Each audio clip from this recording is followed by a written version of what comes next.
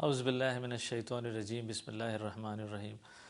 Harvard university نے ایک بڑی طویل ریسرچ کی جس میں انہوں نے یہ پتہ لگانے کی کوشش کی کہ زندگی میں جو لوگ زیادہ خوش رہتے ہیں ان کے اندر کیا کوالٹی ہوتی ہے۔ انہوں نے اپنے 20 یا 25 سالوں میں جو بھی ان کے گریجویٹس تھے ان کی لائف کو ٹریک کیا، انہوں نے ان کی زندگی کا تجزیہ کیا یہ پتہ چلانے کے لیے کہ ان کی خوشی کی وجہ کیا تھی۔ اس میں بہت سارے کامیاب بزنس مین بھی تھے، سرجنز تھے، ڈاکٹرز تھے، بینکرز تھے، ایکٹرز تھے، پولیٹیشنز تھے اور کچھ 2 امریکن پریزیڈنٹ بھی تھے۔ تو انہوں نے اس انالیسس سے یہ پتہ چلایا کہ جو زیادہ خوش لوگ تھے وہ نہیں تھے، جو کہ اس کی وجہ یہ نہیں تھی کہ وہ بہت دولت مند تھے یا زندگی میں بہت کامیاب ہوئے تھے وہ، یا ان کی جو بچے تھے وہ زیادہ پروفیشنلی کامیاب تھے، بلکہ انہیں یہ پتہ چلا کہ ان کے خوش رہنے کی وجہ یہ تھی کہ وہ اپنے تعلقات کو زیادہ اچھی طرح مینٹین کرنا جانتے تھے۔ یعنی کہ زندگی میں زیادہ خوش وہ لوگ تھے جن کے تعلقات اپنے شریک حیات سے، اپنے رشتہ داروں سے، اپنے دوستوں سے، اپنے والدین سے زیادہ گہرے، لانگ ٹرم اور خوشگوار تھے۔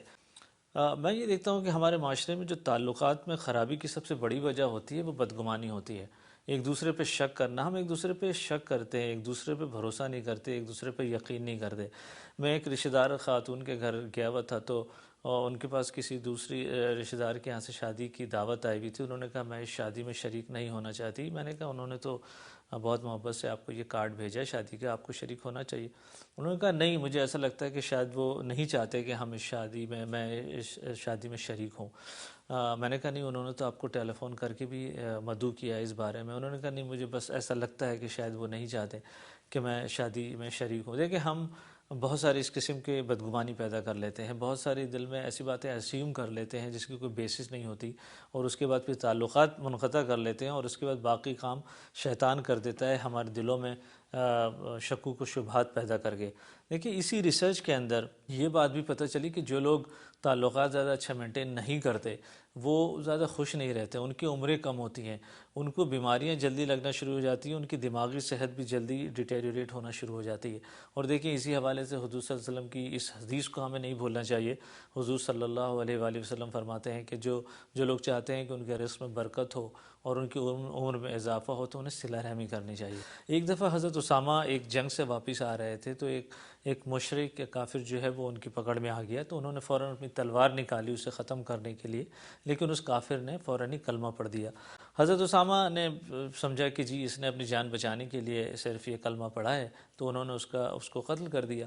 جب یہ واقعہ انہوں نے حضور صلی اللہ علیہ وآلہ وسلم کو بیان فرمائے تو حضور صلی اللہ علیہ وآلہ وسلم بہت ناراض ہوئے۔